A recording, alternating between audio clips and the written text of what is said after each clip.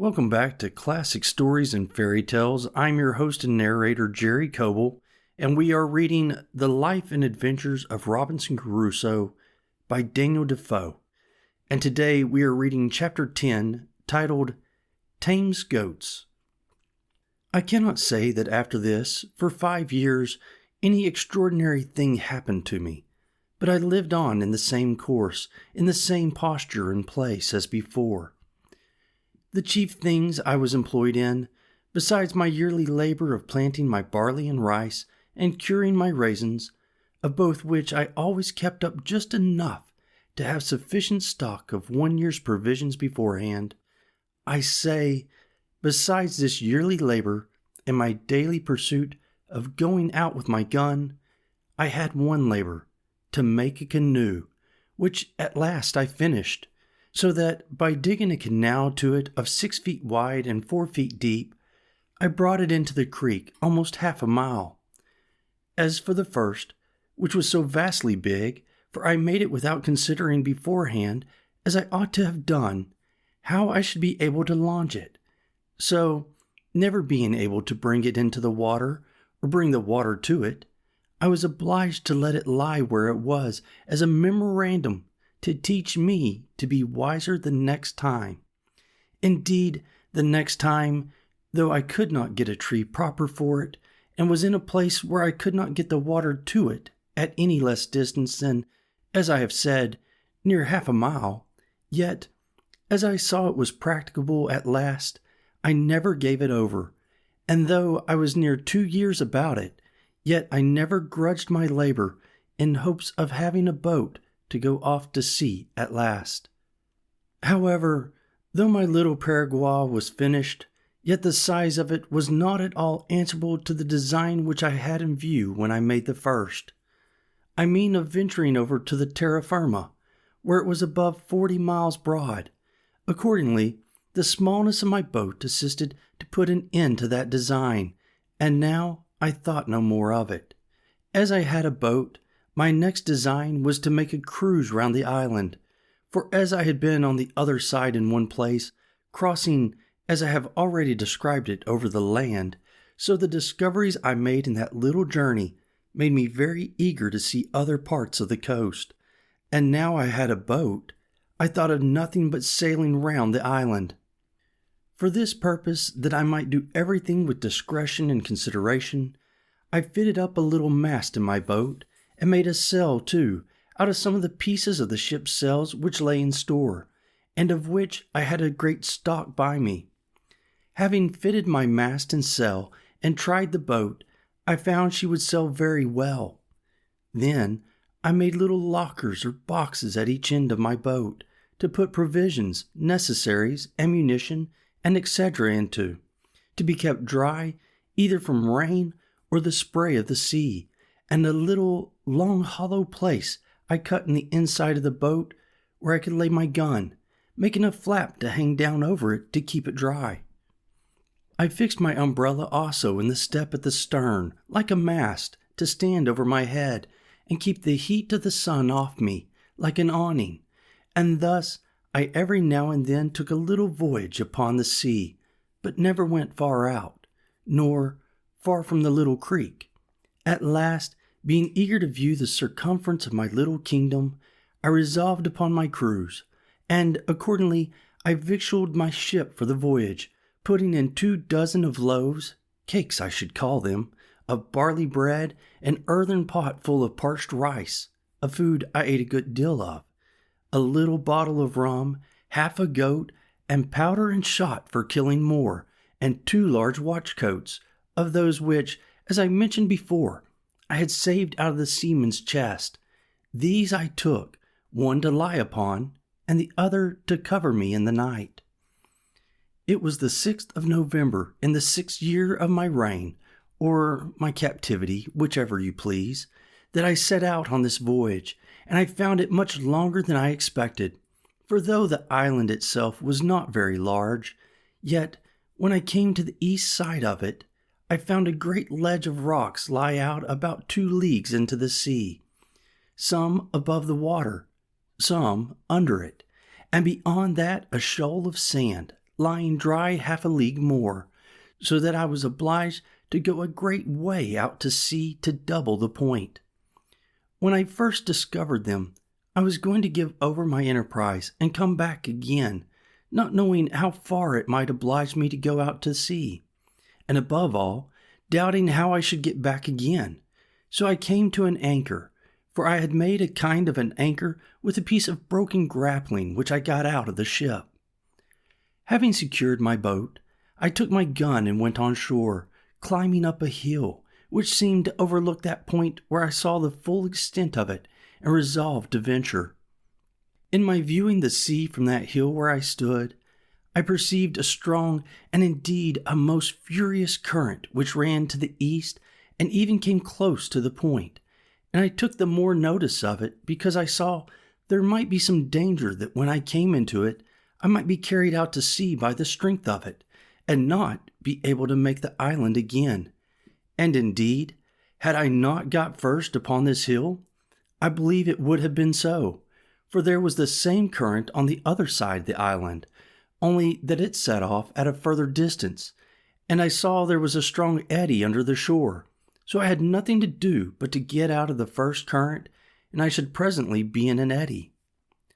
I lay here, however, 2 days, because the wind blowing pretty fresh at east-southeast,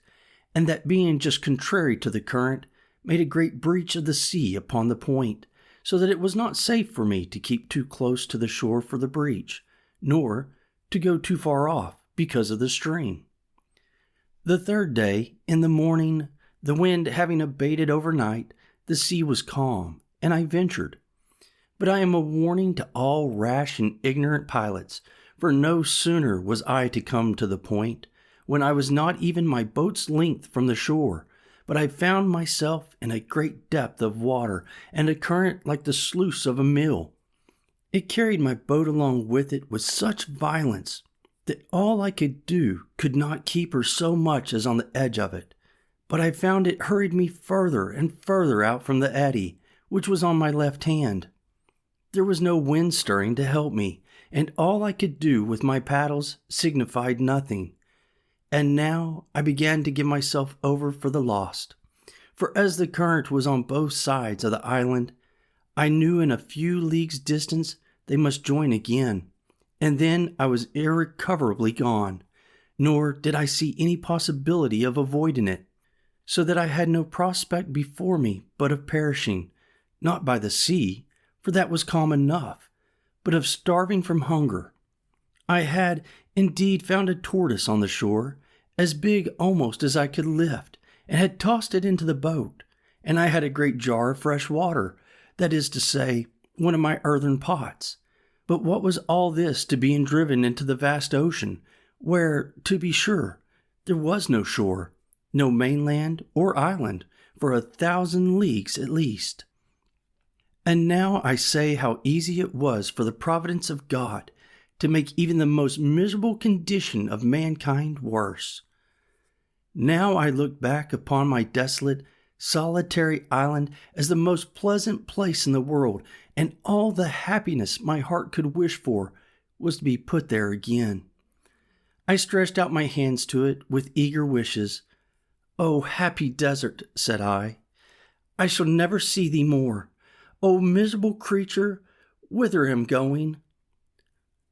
Then I reproached myself with my unthankful temper, and that I had repined at my solitary condition. And now what would I give to be on shore there again?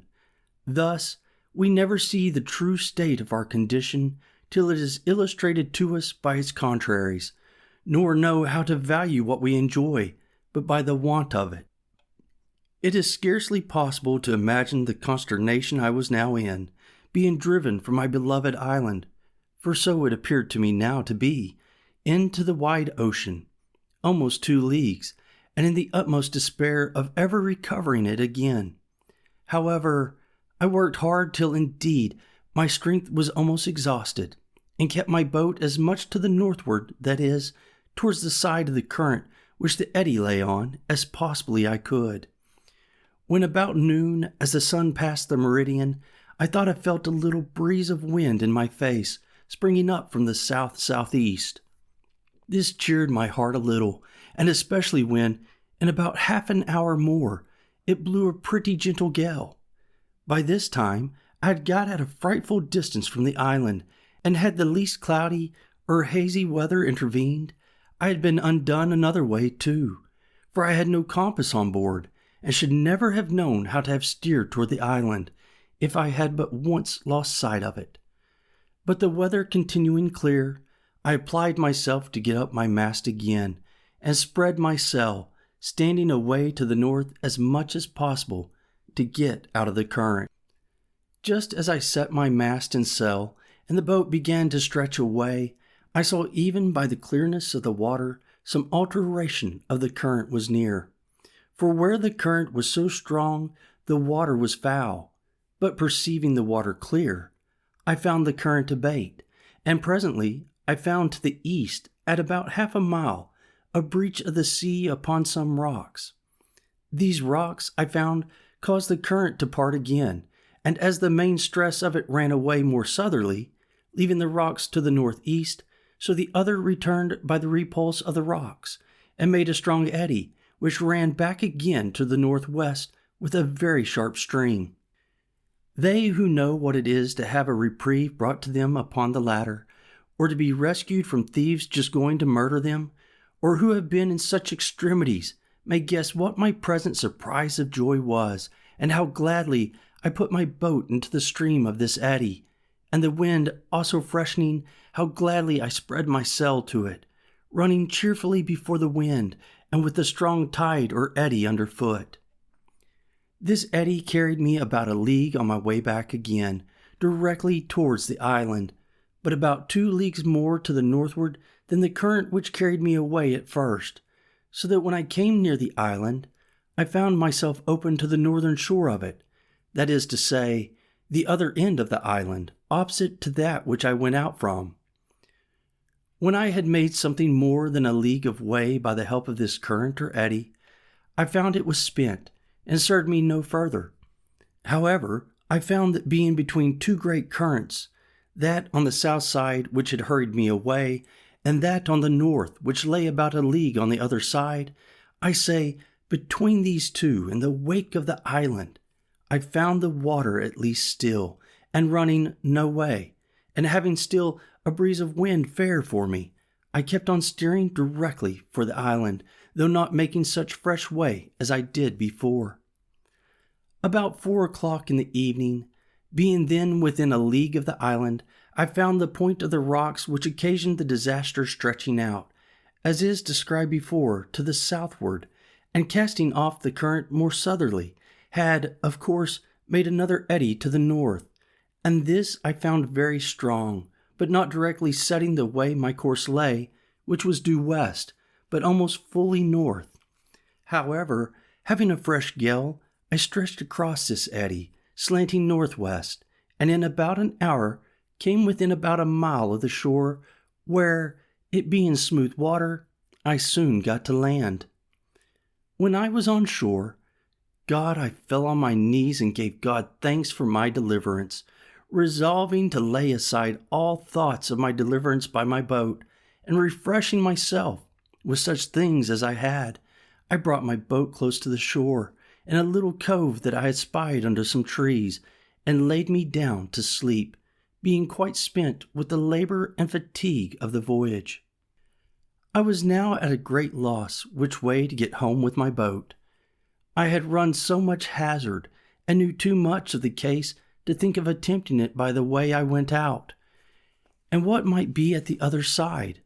the west side, I knew not, nor had I any mind to run any more ventures. So I resolved on the next morning to make my way westward along the shore, and to see if there was no creek where I might lay up my frigate in safety, so as to have her again if I wanted her. In about 3 miles or thereabouts, coasting the shore, I came to a very good inlet or bay, about a mile over, which narrowed till I came to a very little rivulet or brook, where I found a very convenient harbor for my boat, and where she lay as if she had been in a little dock made on purpose for her. Here I put in, and having stowed my boat very safe, I went on shore to look about me, and see